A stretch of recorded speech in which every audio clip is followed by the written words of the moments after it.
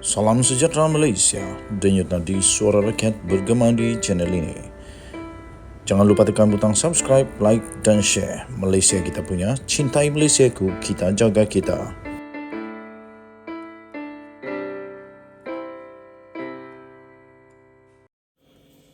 Salam sejahtera Malaysia, denyut nadi suara rakyat bergema di channel ini.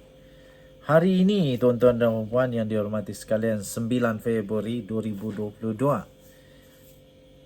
Muhyiddin pasti lebih pening kepala sekarang ini. SPRM nampaknya hanya tinggal tunggu saja. Tunggu masa yang sesuai sahaja untuk buat serbuan kah, tangkapan kah, apakah kita tengoklah. Tapi terbaru ini disahkan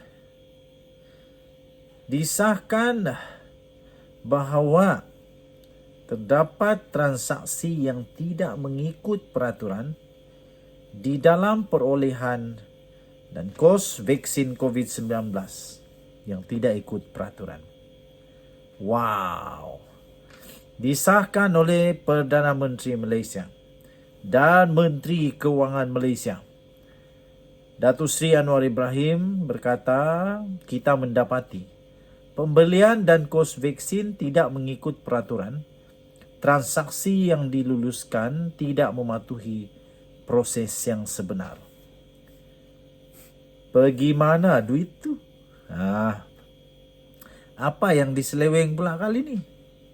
Berapa jumlah yang kena seleweng? Kementerian Kesihatan akan membentangkan kertas putih mengenai perolehan vaksin COVID-19 dan kos yang berkaitan yang telah dikesan tidak mengikuti peraturan pada sidang parlimen yang akan berlangsung bermula 13 Februari ini. Habislah. Nanti waktu parlimen dibuka semula, akan ada manusia-manusia yang rasa kepanasan di dalam Dewan Rakyat. Jangan pula lari. Perdana Menteri Datuk Seri Anwar Ibrahim berkata, Menteri-menteri yang terlibat dipercayai telah menandatangani pembelian vaksin itu ketika tempoh pandemik bagi tujuan program imunisasi COVID-19 kebangsaan atau PICK tanpa persetujuan Jabatan Peguam Negara. What? Habis. Siapa yang mau jelaskan ini kepada rakyat? Ini pelik bin ajaib. Beliau berkata, Menteri Kesihatan Dr. Zaliha Mustafa akan memberikan perincian secara lanjut berhubung perkara itu. Katanya, kita mendapati pembelian dan vaksin dan kos vaksin tidak mengikuti peraturan transaksi yang diluluskan dan tidak mematuhi proses sebenar. Sebahagian perolehan vaksin itu menimbulkan persoalan berhubung angka dan kos. Dan perkara ini perlu dibentangkan di parlimen, katanya dalam satu sidang akhbar selepas mempengerusikan mesyuarat kabinet di bangunan Perdana Putra di sini pada hari ini. Dan utusan Malaysia telah menyisipkan ini di dalam Twitter mereka. Hasil daripada Twitter itu sangat-sangat jadi heboh seluruh dunia. Dan komen-komen pun luar biasa. Luar biasa sungguh komen-komennya. Antara komen yang telah diberikan daripada SHYNAR, dah jadi PM, tolong selesaikan masalah ekonomi Malaysia. Kesilapan kerajaan terdahulu biarkan pihak berwajib yang selesaikan. Tuding jari saja sampai bila ada sinar ekonomi negara ini. Okey. Kemudian Mr. Andika Purnama kata, kenapa still nak cari salah orang je? Apa idea nak hadapi krisis ekonomi yang bakal datang? Kata Menteri Kewangan terbaik Asia, buktikan. Jangan hanya nak cari kesalahan orang je. Bukan nak cari kesalahan yang ini. Ini supaya ada damage control. Dan supaya nanti lain kali dia tak buat lagi. Supaya orang tak buat lagi. Okey. Apa boleh buat? Itu bukan cari kesalahan, tapi nampaknya kesalahan itu betul-betul ada. Lepas tu ada flashback tak sudah. Move forward yang kita nak tahu. The reason why we change, sebab tahu kerajaan dulu bermasalah. That's why we change. If not, what for? Possibility benda tu tak ikut SOP surely ada atas alasan during crisis management. Dia di street wear hub. Kemudian Amin kata, alhamdulillah ada vaksin dalam keadaan darurat. Kalau tak, kita pilihan raya pun tak boleh buat. Okey, banyak lagi lah tweet, kamu boleh cari sendiri. Denyut Nadi Suara Rakyat bergema di channel ini. Bye-bye. Salam sejahtera Malaysia. Denyut Nadi Suara Rakyat bergema di channel ini. KJ bakal jadi Menteri Besar Selangor. Wow.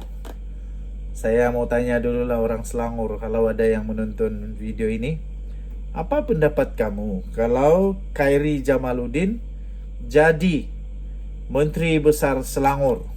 Wow, ini hebat, mengejutkan dan dahsyat. Tapi sebelum itu saya ingin ucapkan bilion terima kasih kepada semua yang sudah tekan butang subscribe, like dan share. Bagi yang belum, mohon kiranya tekanlah butang subscribe. Bagi yang sudah join member, anda special di channel ini. Sebab itu kita akan hantarkan merchandise, t-shirt, stiker dan macam-macam lagi kepada anda untuk kita menghargai anda. Okey, jadi kepada Hisham Spiderman, sila hubungi Telegram The Twin TV ataupun Twitter The Twin TV, Hisham Spiderman. Jika nama anda Hisham Spiderman dan anda boleh buktikan anda Hisham Spiderman, saya akan hantarkan baju t-shirt ini The Twin TV. Baik. Khairy Jamaluddin ditawar tanding pilihan raya negeri Selangor dan dijanjikan jadi Menteri Besar jika menang. Woohoo! Khairy Jamaluddin dilaporkan mempertimbangkan untuk bertanding di Dewan Undangan Negeri DUN Selangor dan ditawarkan menjadi Menteri Besar sekiranya menang. Lapor daripada The Star. Laporan itu bagaimanapun tidak menyebut mana-mana parti politik tertentu yang dikatakan memberi tawaran itu. Di dalam laporan itu berkata terdapat perbincangan dengan beberapa pihak dan terdapat juga perbincangan mengenai peranan, kata Khairy dalam pertemuan dengan Kelab Concord, kumpulan tidak rasmi pengarang dan wartawan kanan yang diketuai oleh Wong Chun Wai. Bagaimanapun, Khairy masih belum memutuskan perkara itu.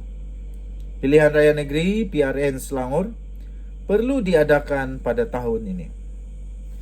Katanya, sekiranya saya membuat keputusan untuk tidak bertanding pada pilihan raya negeri, maka saya akan mempunyai lebih banyak masa untuk memutuskan platform politik yang saya pilih sebagai babak seterusnya dalam perjalanan politik saya, katanya.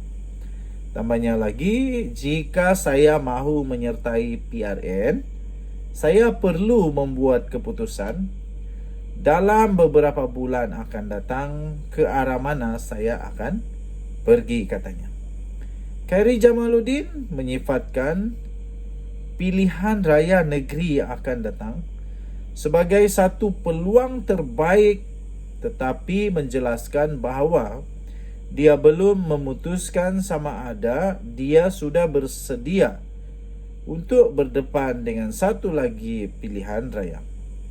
Selepas pilihan raya umum PRU15 lalu, Khairy tewas di Sungai Buloh. Sebelum ini, dia adalah ahli Parlimen Rembau selama 3 penggal. Dia juga pernah menjadi anggota di kabinet di bawah 3 Perdana Menteri. Walau bagaimanapun, Khairy Jamaluddin telah dipecat daripada UMNO pada 28 Januari yang lalu tanpa sebarang alasan rasmi. Difahamkan dia dipecat ekoran mengkritik kepimpinan parti ketika kempen PRU15. Sementara itu, Khairi berkata dia tidak berhasrat untuk menubuhkan parti baru kerana Malaysia ketika ini agak tepu dengan parti politik. Walaupun ia adalah satu pilihan, ia tidak mungkin, katanya. Okey, jadi apa pendapat kamu dan Yud Nadi, Suara Rakyat bergema di channel ini? Adakah anda setuju, rasa suka atau terkejut atau tak setuju kalau Khairi Jamaluddin jadi Menteri Besar Selangor? Sila tinggalkan komen. Kita jumpa lagi. Bye-bye.